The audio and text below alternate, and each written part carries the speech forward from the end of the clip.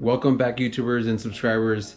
I know I have not posted a video in about 2 months. I've just lost a little motivation on my project, and I've also been trying to find some services such as a custom fabricator to fabricate me like a tubular subframe, because I want more clearance in the subframe area, so I can install the DC exhaust manifold and the downpipe, because it's carb legal, and like you guys know that I'm trying to do a bar swap, so I want to make everything compliant.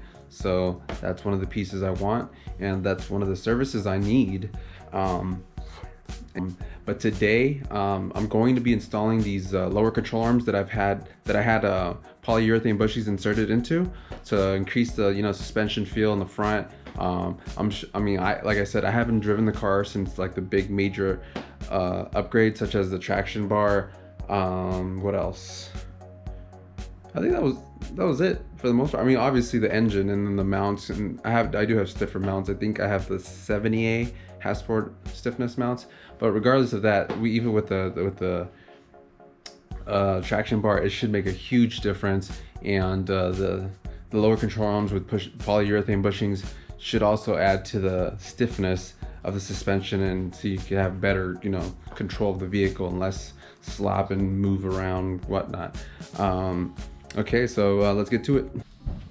All right, so here I have the lower control arms.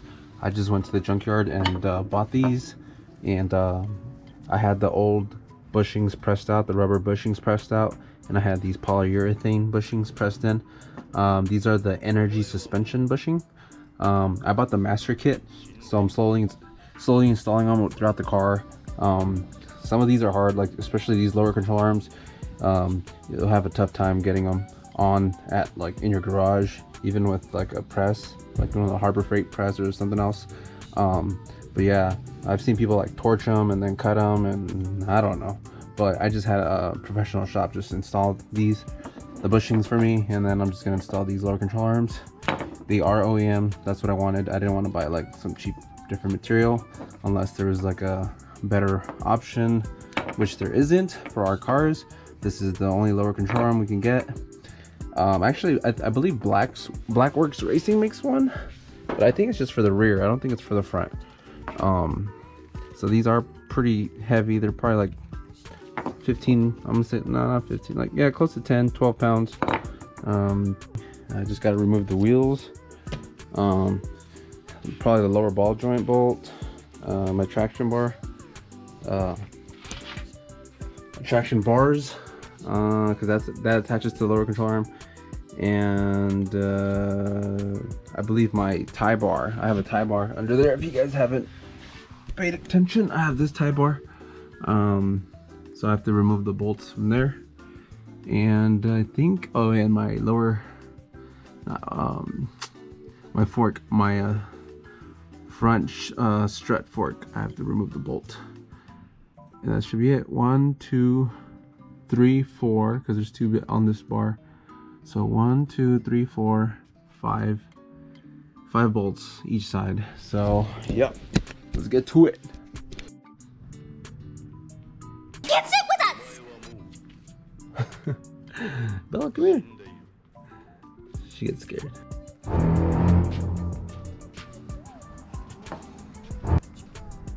Psych!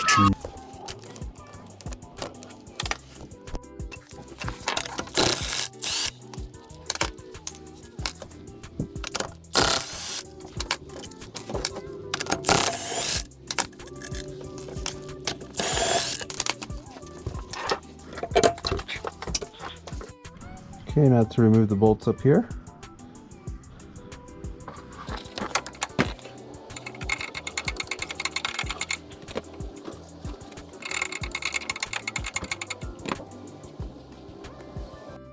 Now to remove the bolt down here. Oh wait, something.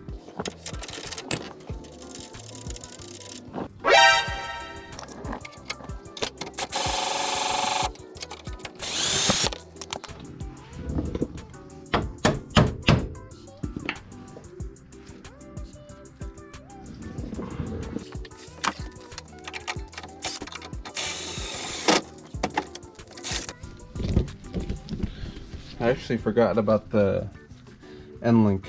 So it's the sway bar end link. So we're gonna have to do that one too.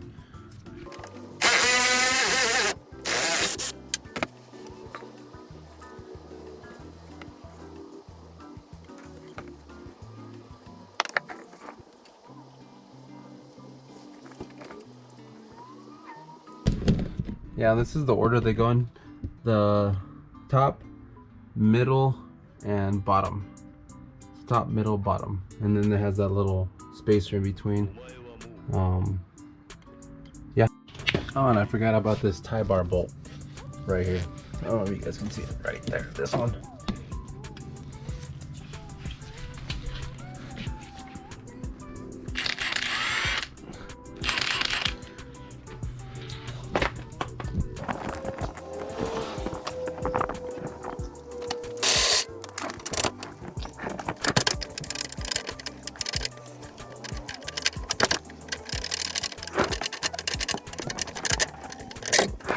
Voila, it's done.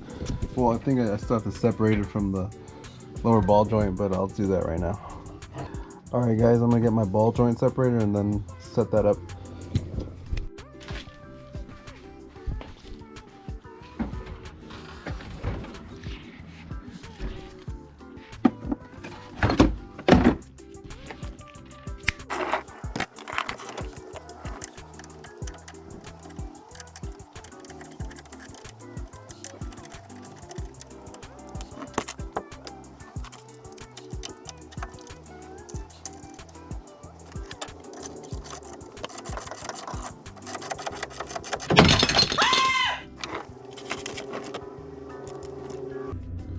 Probably have to fill that ball joint with some grease.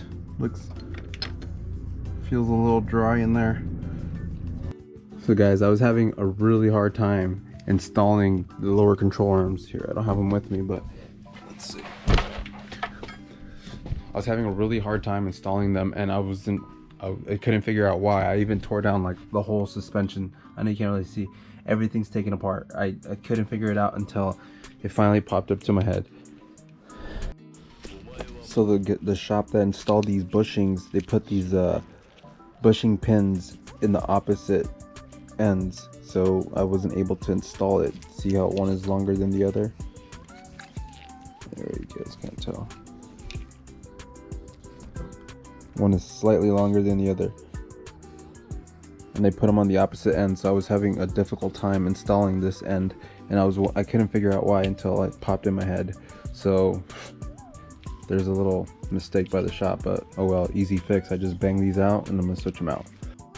Hey, what's going on YouTube? I'm finally gonna close out this video I've been making. It's actually been like 2 weeks since I've made this video.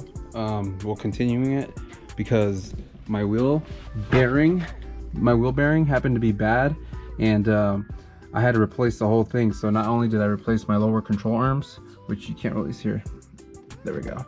So my lower control arms down there, so now I have polyurethane bushings inserted. So that's installed. Everything's still kind of loose, like my brake caliper is still loose and stuff like that. I'm not gonna fully install everything yet until I make sure I have everything situated correctly. But like I was saying, my wheel bearing is now replaced, so it's a new one. The hub is still like the original one, but the bearing itself is new. And if anybody was wondering what the part number was, I think this is the right side, because I still haven't installed the right side, but I use this one. I know it says Timken, but these are NTN bearings, which are the original for the Honda cars, Honda Odyssey, whatever. But yeah, moving forward, I know I haven't been creating much content. I've been waiting for parts, and I've found a Koyorad. I actually ordered the upgraded version. Koyorad has a race version of their already upgraded aluminum radiator. Many of you didn't know, I think the standards Koyo radiators, which are an upgrade already, they are a 36mm core, and the one I bought was actually a 56mm core.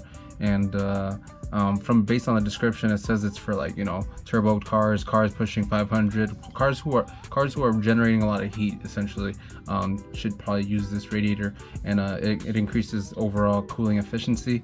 It does increase your coolant capacity because it is a thicker radiator, but supposedly I already got it. It's from a distributor in the UK, so it should be coming soon.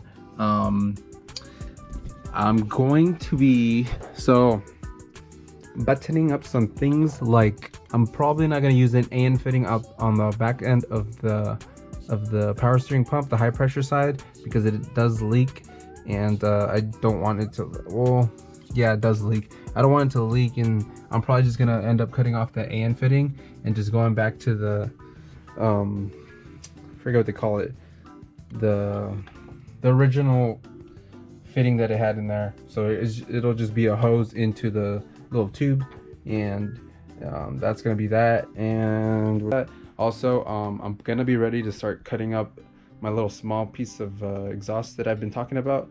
I already bought a flange, which is right here actually. It's a 2-inch flange because the piping is 2-inch. So I'm gonna be cutting it up and then mocking it up, and finally hopefully having it welded. That shouldn't take too long. I might even actually do that today. I'm not sure. If I have time, I will try to do it. But for the most part, this side's complete. I'm not going to show the other side because you guys know that it's basically the same thing. And I know I didn't show much of me installing the lower control arm, but I just wanted to finish it, and filming and installing is very time consuming. So I'm going to finish off this video, and if you haven't already, please like, and if you have any questions or comments, please drop them down below. And I'll see you guys on the next time. Peace.